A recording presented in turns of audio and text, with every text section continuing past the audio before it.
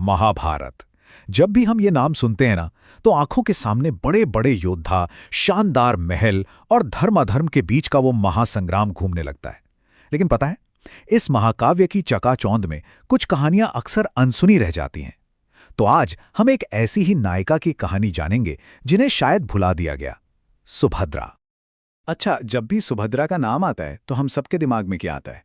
यही ना, कि वो श्री कृष्ण की प्यारी बहन थीं, महान धनुर्धर अर्जुन की पत्नी थीं और वीर अभिमन्यु की मां थीं। ऐसा लगता है कि उनकी पूरी पहचान बस इन्हीं रिश्तों के आसपास ही बुनी हुई है। पर सवाल ये है कि क्या यही उनकी पूरी कहानी है? इन बड़े बड़े रिश्तों के साइज से अगर हम बाहर निकलकर देखें तो असल में वो कौन थीं? उनकी अपनी क्या कहानी थी? चलिए आज इसी सवाल का जवाब ढूंढते हैं। तो कहानी की शुरुआत करते हैं उनके जन्म से ही, क्योंकि पहला रहस्य तो यहीं छिपा है। वो सिर्फ एक बहन नहीं थी, उनकी पहचान इससे कहीं ज्यादा गहरी थी। और यहीं पर आता है कहानी का पहला बड़ा मोड़। क्या ये बात हम जानते हैं कि सुभद्रा भगवान श्री कृष्ण की सगी बहन थी ही नहीं?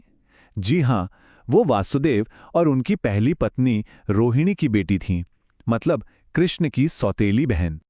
तो यहां पर उनकी पूरी वंशावली को हम समझ सकते हैं। पिता तो वासुदेव ही थे, लेकिन मां थी रोहिणी। इसका मतलब ये हुआ कि वो बलराम की सगी बहन थीं और श्री कृष्ण की सौतेली।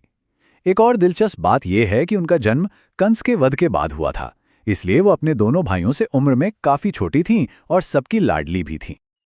लेकिन रुकिए, कहानी का रहस्य यहीं खत्म नहीं होता। सवाल ये भी उठता है कि क्या वो सिर्फ एक राजकुमारी थीं या फिर उनका कोई दिव्य संबंध भी था?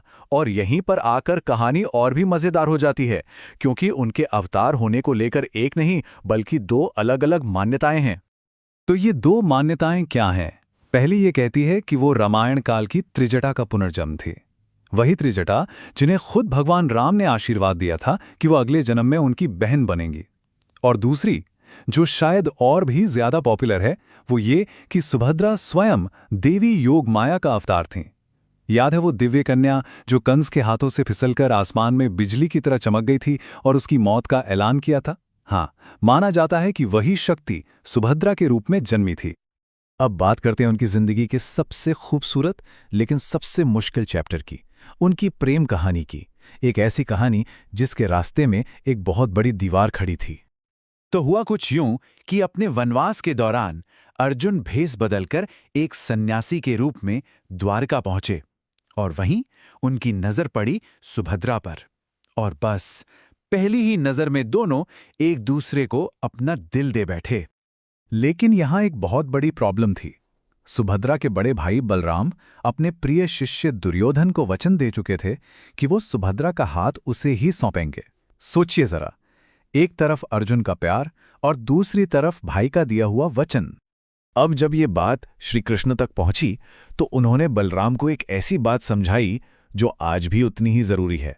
उन्होंने कहा, कन्या का विवाह करने से पहले उसकी सहमति लेना जरूरी है। ये सिर्फ एक सलाह नहीं थी, ये कहानी का सबसे बड़ा टर्निंग पॉइंट बनने वाली थी। और यहीं से शुरू होती है श्री कृष्ण की मास्टर प्लान, एक ऐसी योजना जो सुनकर कोई भी हैरान रह जाए।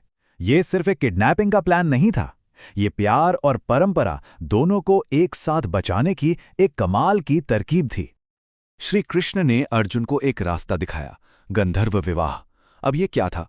ये क्षत्रिय यानी योद्धा वर्ग की एक बहुत पुरानी परंपरा थी।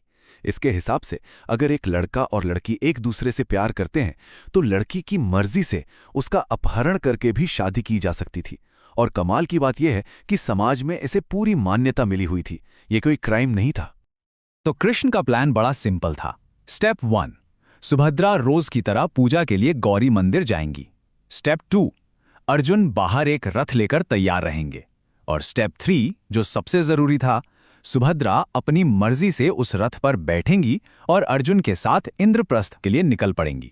सब कुछ सहमति से, परंपरा के अनुसार। लेकिन रुकिए, कहानी का असली ट्विस्ट तो अब आने वाला है। हम सब यही सोचते हैं कि अर्जुन ने सुभद्रा का अपहरण किया था, लेकिन सच तो यह है कि सुभद्रा ने अर्जुन का हरण किया था। जी हां, ये बात बिल्कुल सही है। सुभद्रा कोई लाचार राजकुमारी नहीं थी जो किसी के बचाने का इंतजार कर रही हो।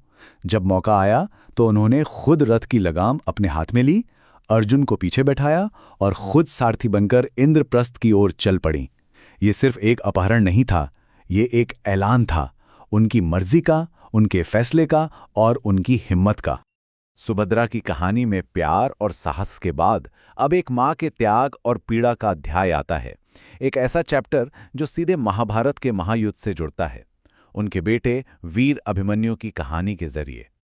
सुभद्रा ने अभिमन्यु को जन्म दिया, जो महाभारत युद्ध के सबसे पराक्रमी और महान योद्धाओं में से एक गिना जाता है। 16 ये सिर्फ एक नंबर नहीं था, ये अभिमन्यु की नियति थी। पौराणिक कथाएं बताती हैं कि अभिमन्यु असल में चंद्रदेव के बेटे थे, जिन्हें धरती पर सिर्फ 16 साल गुजारने की ही इजाजत मिली थी। मतलब उनका अंत पहले से ही लिखा जा चुका था। और उनकी इस नियति का सबसे दुखद मोड़ जुड़ा है उनकी मां के गर्भ से। कहानी यह है कि एक बार अर्जुन सुभद्रा को चक्रव्यूह भेदने की कला समझा रहे थे। गर्भ में पल रहे अभिमन्यु सब कुछ सुन रहे थे और सीख भी रहे थे। उन्होंने अंदर घुसने का तरीका तो सीख लिया, लेकिन इससे पहले कि अर्जुन बाहर निकलने का रास्ता बताते, सुभद्रा को नींद आ गई और बस यही अधूरा ज्ञान उनकी किस्मत बन गया। और फिर वही हुआ जिसका डर था। युद्ध के 13वें दिन सिर्फ 16 साल की उम्र में अभिमन्यु उस चक्रव्यूह में अकेले घुस गए। उन्होंने अकेले ही कौरवों की सेना में तबाही मचा दी।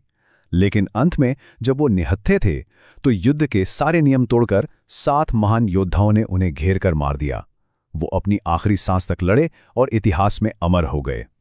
तो आखिर में सवाल फिर वहीं आकर खड़ा हो जाता है, क्या सुभद्रा की कहानी सिर्फ एक बहन, एक पत्नी और एक मां की कहानी है, या फिर ये कहानी है एक ऐसी स्त्री की जिसने अपनी किस्मत खुद लिखी, अपने फैसले खुद लिए और परंपराओं को भी चुनौती दी? शायद अब वक्त आ गया है कि हम उन्हें महाभारत की भूली हुई नायिका नहीं, बल्कि एक सच्ची नायिका के रूप में याद करें।